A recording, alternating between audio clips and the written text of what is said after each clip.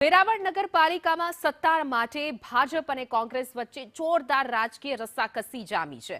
નગરપાલિકામાં 24 બેઠકો સામે ભાજપ બહુમતીમાં હોવા છતાં પ્રમુખ પદને લઈને હજુ પણ સસ્પેન્સ યથાવત છે।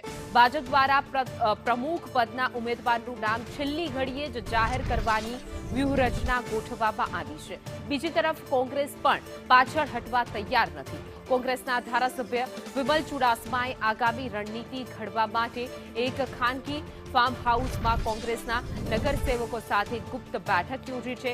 રાજકીય ગલિયારાઓમાં ચર્ચા છે કે ભાજપના અમુક અસંતુષ્ટ નગરસેવકો હાલ કોંગ્રેસના સંપર્કમાં છે। આગામી 19 તારીખે નગરપાલિકામાં પ્રમુખ પદ માટે મહત્વની બેઠક યોજાવાની છે। કોંગ્રેસ ધારાસભ્ય વિમલ ચુડાસમા પણ જે છે તે ગુપ્ત રીતે બેઠક યોજી રહ્યા છે। ખાનગી ફાર્મ હાઉસમાં કોંગ્રેસના કેટલાક સંપર્કમાં હોવાના ભાજપના અમુક સભ્યો જે છે તે કોંગ્રેસના સંપર્કમાં હોવાની પણ અટકળો છે। વેરાવળ નગરપાલિકામાં સત્તા માટે હવે રસ્સાકસી જાગી છે। ભાજપ કોંગ્રેસ વચ્ચે રાજકીય ખેલ જોવા મળી રહ્યો છે। જેવું 24 બેઠક સાથે ભાજપ પાસે સ્પષ્ટ બહુમતી છે તેમ છતાં પણ પ્રમુખ પદને લઈને ક્યાંક ને ક્યાંક અસમંજસ જોવા મળી રહી છે।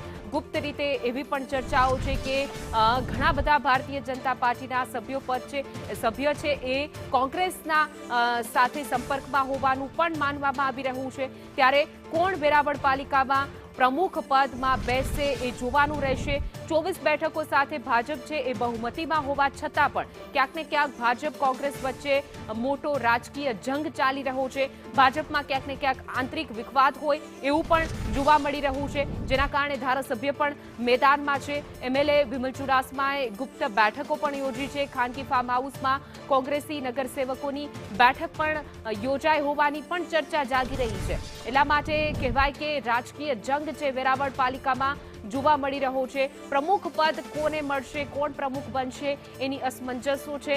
જોકે ભારતીય જનતા પાર્ટીને ત્યાં સ્થાનિક સ્વરાજની ચૂંટણી જે યોજાઈ હતી એમાં પાલિકામાં પૂરેપૂરી 24 બેઠક સાથે સ્પષ્ટ બહુમતી મળી છે, પરંતુ તેમ છતાં ક્યાંક ને ક્યાંક અસમંજસ અને ક્યાંક ને રાજકીય ખેલ જોવા મળે એવી શક્યતા છે। વધુ વિગતો સાથે મારા સંવાદદાતા રાકેશ પરડવાલ જોડાઈ ગયા છે। જી રાકેશ, હાલ રાજકીય ખેલ ક્યાંક ને ક્યાંક જોવા મળી રહ્યું છે। ભાજપ કોંગ્રેસ અને ભાજપમાં પણ ક્યાંક ને ક્યાંક અંદરો-અંદર વિખવાદ હોય એવું લાગી રહ્યું છે। તેના ચોક્કસથી આ વખતની નગરપાલિકાની ચૂંટણી છે તે ખૂબ જ રસાકસી ભરી રહી છે।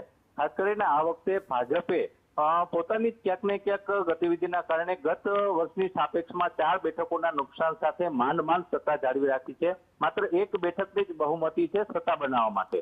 આ વખતે કોંગ્રેસે પણ સારો એવો દેખાવ કર્યો છે। ગત વર્ષની સાપેક્ષમાં 2 બેઠકના ફાયદા સાથે કોંગ્રેસ 20 બેઠકો સાથે નગરપાલિકામાં આવ્યું છે, એટલે સબળ વિપક્ષ તરીકે છે।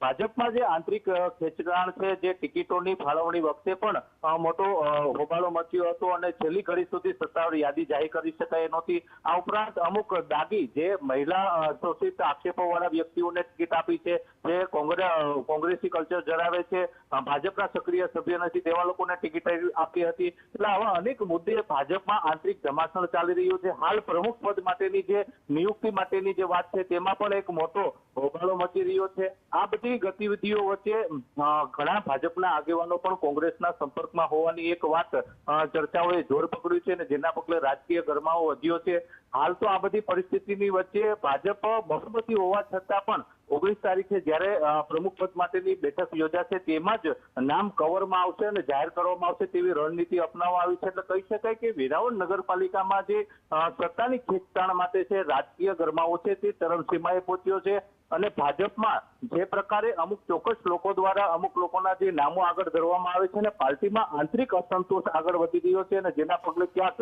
એવી પણ સ્થિતિ નિર્માણ થઈ શકે કે કોંગ્રેસને ભાજપના આંતરિક અસંતોષનો ફાયદો પણ થઈ શકે છે। જી રાકેશ, સમગ્ર માહિતી આપવા બદલ આપનો આભાર।